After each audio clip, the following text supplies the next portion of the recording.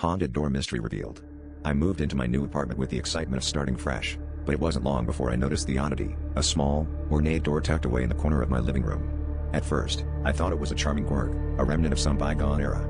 But the first night I spent there, I heard a soft, rhythmic knocking from the other side. It was easy to brush off as an old building's creaks and groans, but as the nights wore on, the knocks grew louder, more insistent. A friend jokingly suggested it was a portal to another world, but the look in his eyes as he said it was anything but jovial. The second act began when I decided to investigate further.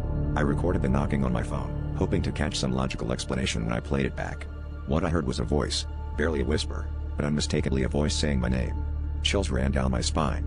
I reached out to the landlord, who seemed evasive, brushing off my concerns with a nervous laugh and a story about how the door was just an old laundry chute. But the knocking continued, each night more desperate, more urgent. Curiosity got the better of me, and I resolved to open the door.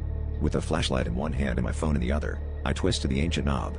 Inside, the darkness seemed to swallow the light, revealing a narrow staircase spiraling down into the unknown. As I descended, the air grew colder, and the knocking became a cacophony of voices, all whispering my name in unison. My heart pounded in my chest as I reached the bottom, finding a small, dimly lit room lined with dusty mirrors.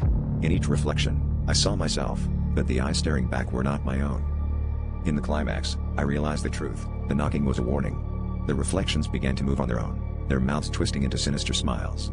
Panic surged through me as the mirrors cracked, releasing shadowy figures that clawed at the air. I stumbled backward, racing up the stairs, the whispers now a frantic scream.